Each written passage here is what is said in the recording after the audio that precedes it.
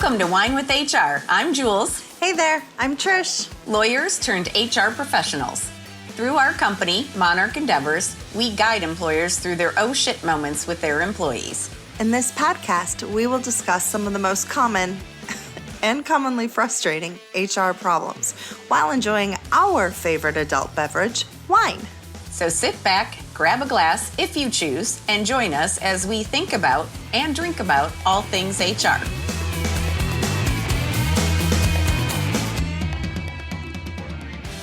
Welcome to episode 13 of Wine with HR.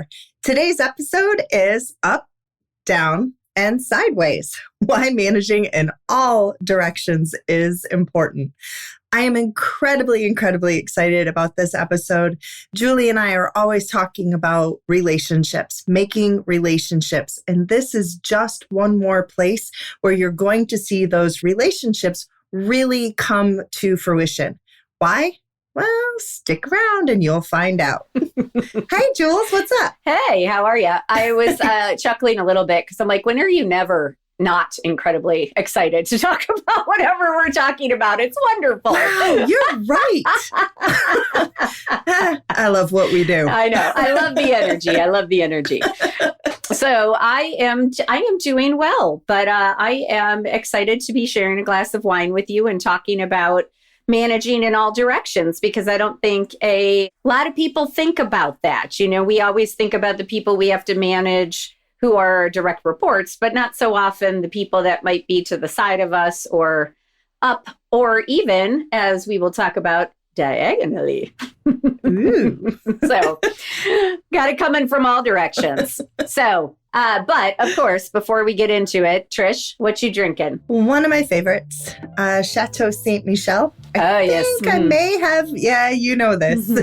I think I had the Chardonnay at one point. Well, tonight I have the Cabernet. Oh, nice. So it's a little cooler outside for me today. And I have been trying to take myself to a Margaritaville. I had Jimmy Buffett going on today. So R.I.P. Jimmy, because it is just darn cold. So I thought a nice little Cabernet to warm me up would be a great idea. And for you, our listeners can't see this, but I was missing you and Deborah today, and I am drinking out of a wine glass that the three of us, we went to a class and made wine glasses. So cheers to you. Oh, why, thank you. You're so welcome. What are you drinking? So I am still in summer mode because in Cleveland, it is like perfect. It's 70 maybe. Maybe not quite, but sunny, just a slight breeze. So it still feels very just like the end of summer. So I am drinking a Sauvignon Blanc, but I am drinking Kim Crawford, the Illuminate, which is the lower calorie wine. So it's 70 calories per serving. I'm sure that is not accurate for the glass that I have mine in, because it is the Monarch Endeavors glass, and you know how big that thing is. But yes, we're going to pretend that it's whatever serving size I pour. I like it. It also has less sugar, so I think that that's a great thing. So it's a pretty nice Sauvignon Blanc. It's a little bit more bitey than some of the other ones, but I don't mind that. So it just has a very it's very effervescent, and it's sort of like, you know, hits you when it hits your tongue, but in a good way. So I like it. I enjoy this one. Yes. Another one for everyone, including myself, to add to our list to try. Yes. They also make she makes a lovely rosé that is also the 70 calorie. So that one's good. And as long as I'm talking about that real quick, I don't know if I'll say it right, but Matua, that's a big Sauvignon Blanc brand. They have a low sugar one as well that is very nice. I just had their Sauvignon Blanc last night, as a matter of fact. I like theirs, yeah. All right. Well, now that we got the WINE out of the way, Trish, tell us why the WHINE, the managing in all directions, is so important. Well, in most cases, we really can't do much about who ends up being our boss. So it's really important to find ways to make that relationship as easy as and productive as possible, just like you would any other relationship. And you know me, I love my stats. So I have to share my first one here.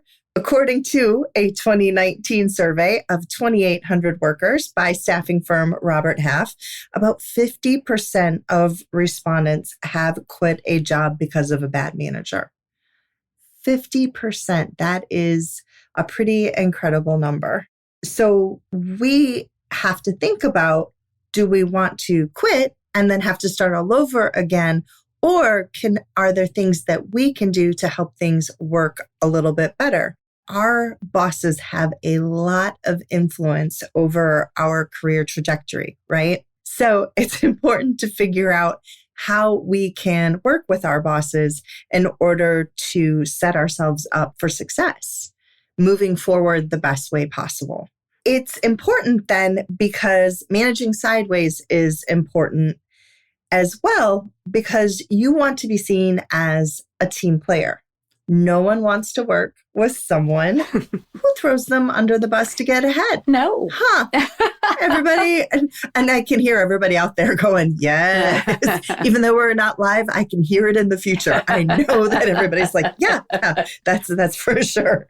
So you want to work with people that make your lives easier and make it easier for everyone to shine. If we all took this kind of mentality and went forward with that versus the competitive, I'm going to get one over on this person, or I'm not going to work harder because every time I do, they steal my ideas. If everyone moved forward with that idea in mind, imagine how much more successful we would all be.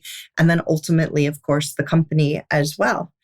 So for HR professionals then, who often don't have direct reports, managing in these other directions that Julie and I are going to be talking about coming up here in the next few minutes can be especially important for building trust, which will be helpful when you need to tackle some of those dicey issues, right? If people know who you are, they know what your intent is or where you're coming from, then as you're addressing some of maybe their performance issues or some other type of issues that they may be facing, they will have a tendency to say, oh, okay, this person really isn't out here to attack me or to belittle me or to derail my career. They're actually here to do what's best for me.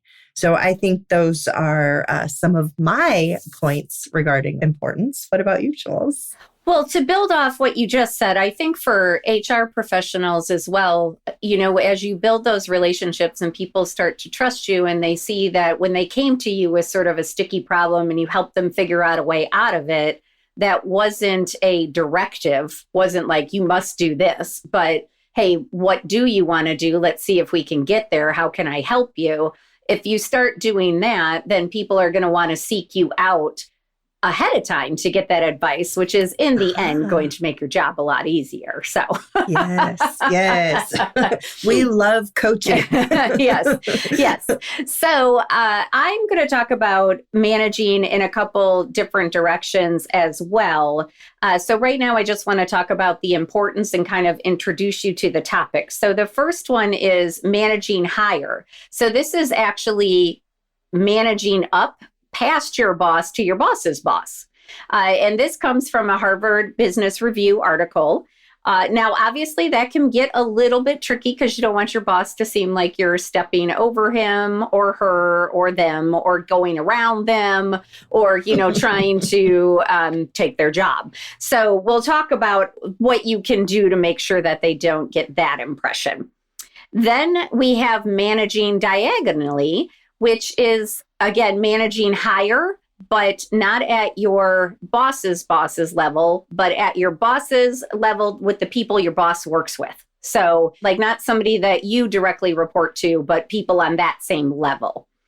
And so one of the reasons that it's important to manage those relationships is because a lot of times people at that level tend to be in like on the leadership executive team, or they tend to be more involved in deciding who gets promoted, who gets new opportunities and things like that. So if they know your work, then you have a better chance of being in those discussions. Oh, wow. That's super cool. Right. Yeah. And then the last one is managing outside of your organization. And so that one is a little bit more about self-preservation. It's sort of like protecting yourself in the event that you need to or want to look for a new position.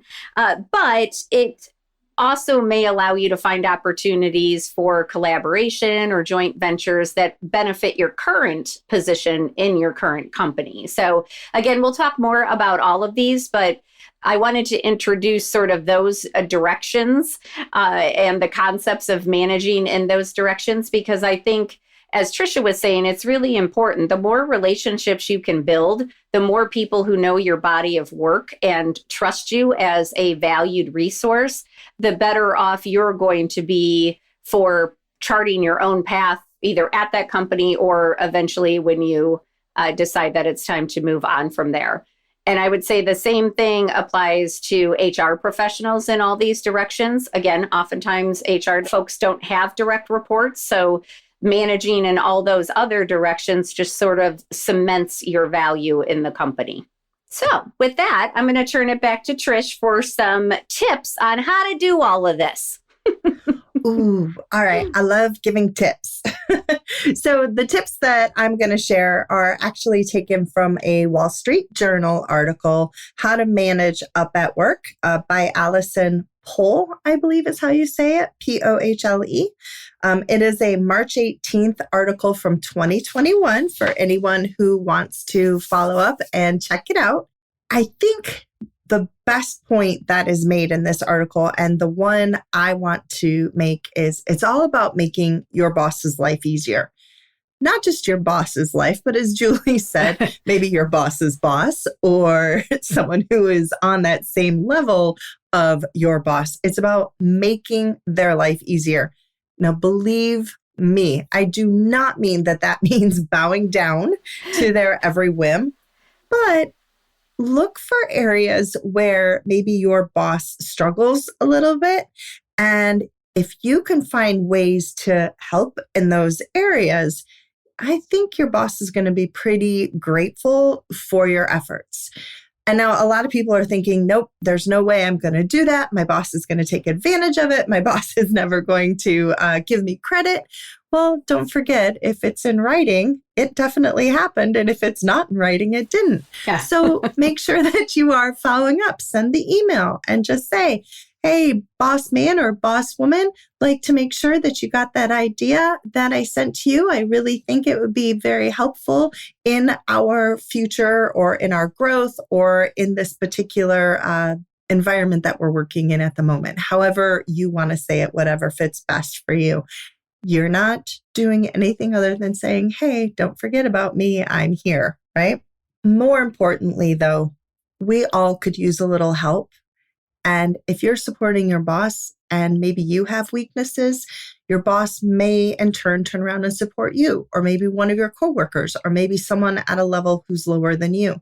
People see that kind of behavior and they will emulate it. And eventually maybe we'll all help move each other in that positive right direction. The other tip that is shared in the article is pay attention to who your boss really is and not who you want them to be. I think this is incredibly important. Boy. So make, we could go on and on about this one alone, could we not? Make a note of what is important to your boss. What is their work style? Do you understand what that is? Do you understand their personality? What about other parts of your work environment? Do you understand what those are and how those can impact the decisions that are being made or even the way those decisions are being disseminated? I think half the time that's the problem, right? We have these mandates or these things that come down and we think that maybe it's in reaction to something we did, or we take offense because of the way it's presented versus saying, okay, what is their style? What is their personality? Is this really meant to be a dig at me or to impact me the way it is? And so having a little grace and working through that and really trying to see if it is what it is. Oh, and that goes to the next point of the article. Imagine how this all flows, right? Assess yourself. We have talked so much in past episodes about self-awareness. Well, this is another one of the areas where it can help. How do you show up in the workplace? What is it like to work with you? Be honest now. What is it like to work with you? How do you think you appear to your boss? How do you think you appear to your coworkers, your boss's boss? And again, going diagonally, as Julie said, how do you think you appear? Try to see yourself, and then from that mindset, think about what you can offer and how that could help your boss, your team, and ultimately, of course, yourself. Trish, I'm going to interject with one example, which is one you've actually brought up in the past. Like, for example, think about, are you the person that everybody sees as complaining about things without offering solutions? Or are you the one who comes prepared, identifying problems and having ideas for what could be done? That's a really important distinction. And I've said that in our last episode. Yep. Come at me with solutions, not problems. Those are the people that I respond so well to.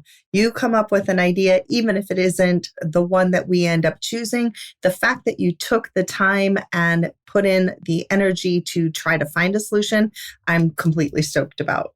Okay, so next, evaluate how you will adapt your interactions to create a better relationship with your boss. So this one I think is incredibly important. A lot of us are so busy in our own work that we forget sometimes to think about how others are as well. Are they drowning? Are they feeling short on time? Are they feeling that kind of pressure? So if you can think about how you feel and then adapt that same idea to your boss, I think that you will create a much better working relationship with your boss. So for example, if your boss is short on time, try one of those 15-minute meetings that Julie and I have talked about, right? They are absolutely incredible. Be prepared ahead of time, and then think about what are those most important things that you want to discuss. And don't forget the proposed solutions that Julie was just mentioning and that you all know by this point that I love. Use that time then to get the go-ahead to move forward with whatever the project may be. If your boss is not one of those people that has time for even the 15-minute meetings, maybe you notice how they tend to communicate with you. Maybe they use DM, like the direct messages, or maybe they prefer to use just regular old email. Then work with them. Find out what their preferred method of communication is. Follow through that way. You will find that you will get a lot further if you're using that method of communication. Also, don't reach out to them for every little itty bitty thing. Please make sure that you are thinking about some of this on your own. Again, coming with the big picture questions, the little things. They trust you. They hired you. They put you in that position for a reason. You got this.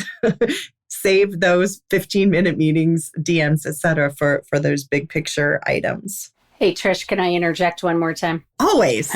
One more time. Anyway. Let's be honest. No, but I was thinking as you were talking, because so many people do communicate like via text message or instant messaging or, Teams chat or whatever the case may be, and those are not arranged by topic. If you can also start keeping like a Word doc, even if you copy and paste, or a note on your phone if you work primarily off your phone, but where you copy and paste the messages by topic, like keep them somewhere by topic so that when the boss says, what did we last talk about? You're not both running through 70,000 text messages because you've communicated on 25 different things since you had that conversation, but you've got them all in one spot. Oh, that's a great idea. Yeah. That makes your boss's job a lot easier, and that makes your life a lot easier, which is really what all of this is about. Like, it's a sneaky way to make your life easier by making your bosses easier and making your boss look good, which in turn is going to flow back to you. Great point. OneNote. Isn't OneNote really good for helping with stuff like that, I believe? Because they have all those different, like, you can keep it in different conversation topics and stuff. So that would definitely be a great one, I think, if people are utilizing that. Yeah, OneNote, or even like if you have an iPhone, the Note app, because you can make folders for all sorts of different things. So, you can make a folder for each topic and have it all under work or whatever, but just somewhere where you can keep them. Because I noticed that's a very frustrating thing for me. Like if people communicate primarily through Teams chat or Google chat, or whatever it is, and then you're like, oh, crap, we've talked about 40 things since last week. Like, how am I going to find the one about whatever project and that specific conversation? So if you can just keep them more organized, it'll benefit everybody. You look like a rock star. Oh, yeah. Instantly I'm going back to that Super Bowl ad, right? Which one? The one where you have, like, I think Billy Idol and forget who else is in it. But they're like, you're not a rock star. Oh.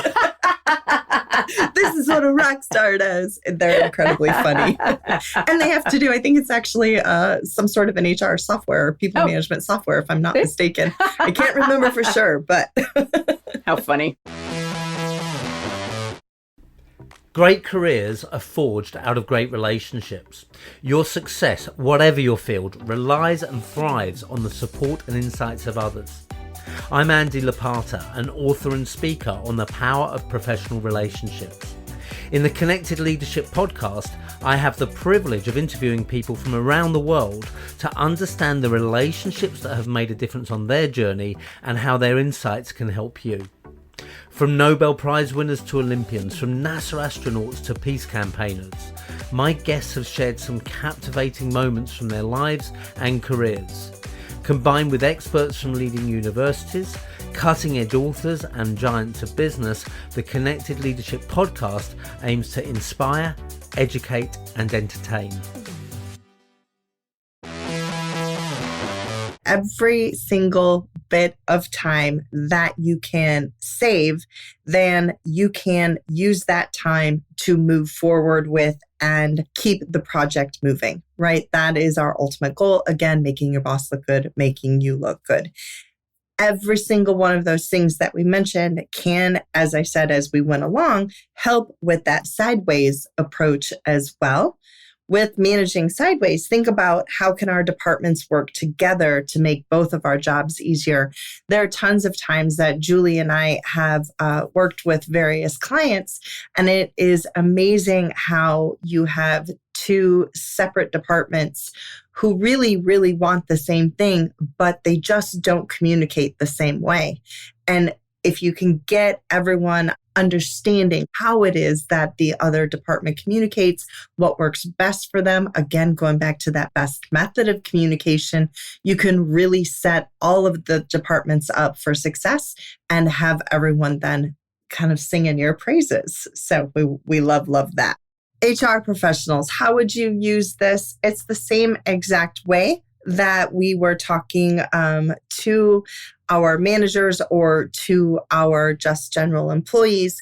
This is all about creating relationships for you, especially allowing people in departments, the other departments, to know who you are, what you stand for, and how you can help them. I think most often people think of HR as, oh, they're not much help. They're just there to make our lives harder. They make us do this. They make us do that. But if you explain to them what your purpose is, why you are there, how you can help them, and how you can really help them succeed and make their lives easier, suddenly you have shown your value, not just to that particular department, but also to the company as a whole. And I think that as an HR professional, I have to say that I think people do not, or companies do not realize exactly how valuable we are and how they can use us as a resource. So it's up to us to step up and get out there and show them exactly what we're there for and how we can benefit them. So Julie, are you ready to give your tips? Okay, so my tips, going back to the managing hire. So first of all, like we said, you don't want your boss to think that you are going around them or trying to be sneaky or trying to take their job. So you want to be upfront with them. So you want to go to them and say, you know what, I would really love to have a conversation with your boss because I would really like to see how they view the department, what their goals are, and how I can best support them. And I just think that that's a conversation that would be great to have face to face with them. And I also, again, think that that will help me to better support you if I understand your boss better. So taking sort of that tactic where, again, it's about making your boss's life easier and making sure that they understand that you're doing everything you can to make them look good. So you can even say, like, what do you ask them for advice? What do you suggest I discuss with them? What do they like to hear about? Is there a project that you've been hoping to get I was going to say green flag, the green light? Yeah, well, is there a project you've been hoping to get the green light on that you would like me to reinforce with them that this is something we're really excited about? So again, showing them that you've got their back and you want to do whatever you can to help them succeed as well. So then when you have the meeting, again, you want to make sure that you are providing value. So you want to make sure that when you go into that meeting, you are not wasting that person's time. So don't show up unprepared and just be like, so tell me about yourself. Wah, wah. Yeah, exactly. So you want to think about, either you're asking them for career advice or advice in the company, what's the best way to position myself to, here's where I want to get to, what's the best way, or tell me about your career path. I'm really interested to hear how you got to where you are, or, hey, I know you're working on this project. I think that's super exciting. That's something that I'm interested in maybe doing someday. Could you share more with me? Those sorts of things are all good ways just to make yourself known to this person. But again, providing some value and showing that you're not just trying to suck up to them. You're trying to really have a conversation and build a relationship that's going to serve the both of you in the future. Trisha, did you have something to say? I can hear you chuckling. I'm just dying. No, I think it was the just suck up to them that had me laughing. I would love to say I had something else to add, but I really don't. Okay. Okay, so then managing diagonally. Just to remind you, these are people that are up and sideways from you. So on the same level as your boss, but not in your direct chain of command. And as I mentioned at the beginning, these people often are involved in decisions about promotions, leadership opportunities, and all of those types of things. So if you can show them that you are valuable, that you're an asset, then that improves your chances of being picked for one of those opportunities when they become available. Some things that you could do to do this. You could work on a project with someone who is diagonal to you. As Trisha talked about, if there are things that your two teams do together, work on together, sit down and ask them, hey, are there things that we could be doing that would make your job easier, would make it easier for your department to, take it and run with it if we're, say we're the first step? Or are there processes that we could improve so that we can communicate better with one another? Or again, just make life easier for everybody. But looking for those solutions, looking for a way to provide value. Another thing you could do is offer, if one of the teams is unfamiliar with what you guys do, maybe you can offer to speak for 5 to 10 minutes at one of their team meetings and just introduce yourself, introduce the department, and kind of go over what it is that you guys are trying to accomplish so that they better understand that process. And again, maybe you'll come up with some ideas that make everything better. I love that for HR professionals, right? Yes. I think so many people do not I was just talking about this, right?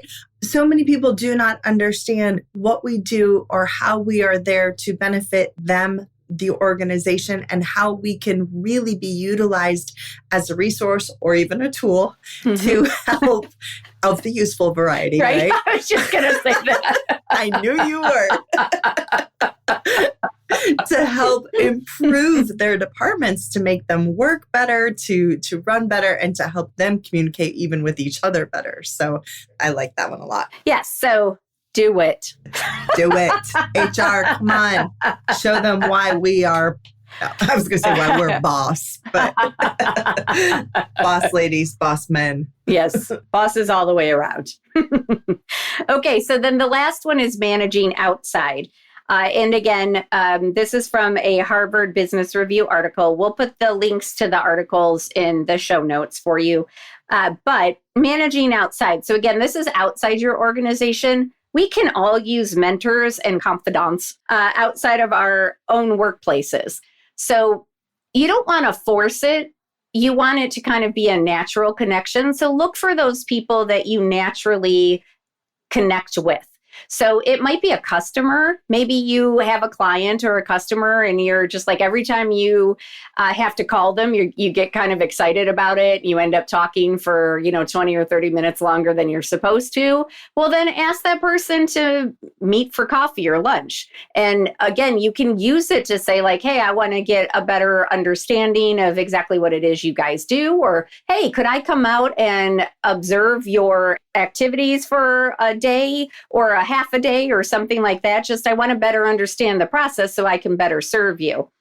So you can do things like that. You can pick somebody who's in a field that interests you, that you think you might want to move into someday. Or again, just people that you naturally connect with who maybe have some of the attributes that you're working on. So maybe you think they're a really great communicator or a strong leader or a great salesperson, and that's something you want to work on. So, seek those people out. I know when I was starting Monarch, I asked so many people if they would just be willing to sit down and chat with me for an hour so I could pick their brain. And they all invariably said yes. I don't think I ever had somebody turn me down. First of all, people love to be helpful.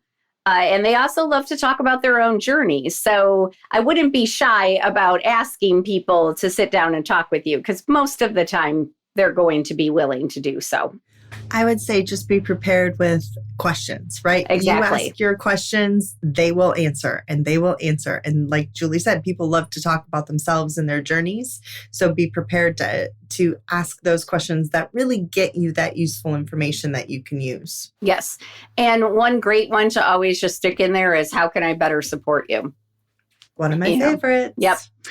So the other thing I wanted to bring up is, again, this is about building relationships. So you don't want to do this and then never call the person again for a year, until you need something. So you want it to be a relationship based on how you can serve this person. It's, a concept called being a servant leader. And there's a really great book about this it's a very short read. It's very easy. It's a little cheesy, but I think it has a great moral to the story. It's called The Go-Giver. It's by Bob Berg and John D. Mann. It's a story about a sales guy who's really struggling to make his numbers, and he ends up meeting with a mentor who teaches him a different way to go about things. And that's all I'll say. But in the end, it all works out much better for him. And it's a great short little book about this concept of servant leadership. So as you are serving others, you again show your value, and that comes back around tenfold to you. So in all of these, again, all of these are relationship building. So we want to add value. We're not doing it just to kiss their patooties. And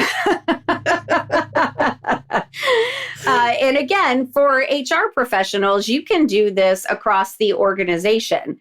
It can be a really effective way to enhance your own job security, because the more people that consider you a valuable and trusted partner, the more secure your job is going to be. And developing those relationships outside of work can help you if you do find yourself wanting or needing to make a move at some point. Fantastic advice. Yeah. All right. So, Trish, in summary, what you want to say? I would say that I really do feel like a lot of people out there are going to be nervous about this idea. I think that they're going to think, oh, so-and-so is going to either take advantage of me or it's not going to work. There's a reason that there are so many articles on this. There's a reason why it's kind of a buzz topic the last couple of years. Really and truly, it does help you ultimately. Yes, maybe someone does occasionally steal an idea or something like that, but understand that you are building your repertoire. You are building things that you can use if you have to move outside of the organization. You are building things or doing things that will help you in the future within the organization, because you are getting a better understanding of individuals, the way they communicate, the needs of the different levels in your company, and the needs of the different departments. So any of this information that you gather and build upon is going really, truly, as we keep saying, it's going to come back to you. Continue to think to yourself, how can I be of service? How can I help others? And I promise you, it is going to come back to you tenfold. Absolutely. And I think the other important thing, I think you hit it on, that people will be really nervous about doing this, but we were all there once. You know, even those people that you think are so put together, that have it all figured out, if you talk to them, they will likely tell you, oh my God, I was horrible at this when I started out, you know, or oh my Fake gosh. it till you make it. Exactly. I did this one day and oh Lord, you know, I can't believe that I survived it. You know, there's always stories like that, because that's how we learn. And that's part of why people like to share their stories, because they like people to know that they're not alone in trying to, you know, accomplish the things they want to accomplish in life. And so if you just ask people, they'll probably be brutally honest with you about the mistakes that they made, you know, and share some, oh yeah, and share some laughs over it. You know, I'm thinking about the time I rolled my eyes in the middle of an argument before a judge, and, you know, afterwards was like, and when the judge called me out on it in a very friendly way, he thought it was funny, thankfully. But, you know, I didn't know I was doing it. I was just very frustrated with opposing counsel. And then I was like, oh, you know, like, okay, got to work on that poker face, you know. What poker face? I still don't have one. Yeah. And then I remember another one where a witness, I was in a trial, and a witness came up to me afterwards and said, I don't know how you do this. Like, you were so calm and cool and collected the whole time you were, you know, arguing and questioning people and whatever. And I was like, oh, that's because I had baggy pants on and you couldn't see my knees knocking together. Like, you know, like, no, again, fake it till you make it. People are not as put together as they seem. So you know, just ask people. And then, like Trisha said, have some questions prepared so that you are not wasting their time. And just look for how to connect with them. Be authentic. We say that all the time. But if you are authentic, you look for ways to serve, and you think about building those relationships, truly building the relationship, not for what you can get out of it, but for what it can give to you, then you're going to be okay. I think that's the moral of it right there. If everyone takes nothing away from this other than that, it's building relationships to build relationships, not for what it ultimately can give you. The building of the relationships really is the idea behind this. This is the strength. This is how this ultimately succeeds. Absolutely. And I think that's really important too, because you never know. And again, we're not getting into relationships because they're going to pay off at some point, but you never know when a relationship or a connection is going to pay off, right. Exactly. Yeah. So, I had a client when I was at my law firm, and we went through a really tragic accident together. And, my entire time through that accident, all I wanted to do was figure out how to help them through this terrible time. And that case dragged on for years and years and years. And then I became really close with a lot of the people at that company. And then when I left and started Monarch, they were my biggest champions, and I didn't start any of what I did when they were a client at my law firm for that, because I didn't even know that I was going to start Monarch, at that point. But I built those relationships and I invested in those relationships. And that came back to me tenfold, just like we've been saying. All right. So we are nearing the end of this episode. We hope that you have found it very helpful. We hope you understand now that when you are thinking about managing, I know this can seem a little stressful because you're probably already like, crap, I can barely manage my direct reports. How am I going to manage all these other directions too? But don't think about it so much as managing as building relationships like we've been talking about. You just want to focus on building those relationships in all different directions so that you can get as deep into the organization as you can and have as many relationships, meaningful relationships in the workplace as you possibly can. So with that, I'm going to turn it back over to Trisha for any final last words and then an update on her wine. I'm going to go straight to the wine. As always, Chateau Saint Michel delivers. It was very enjoyable. I would highly recommend this. It's usually your average price anywhere, if on sale, around $10 up to like 17, 18. So it's right there in the middle, a lovely mid to lower price wine. And for those of you who are Washington wine fans, this is one of the originals. So they are pretty fantastic. I highly recommend, as always. Nice. Well, I am still enjoying my Sauvignon Blanc, and I do appreciate that it is lower calorie because then I feel like I can drink more.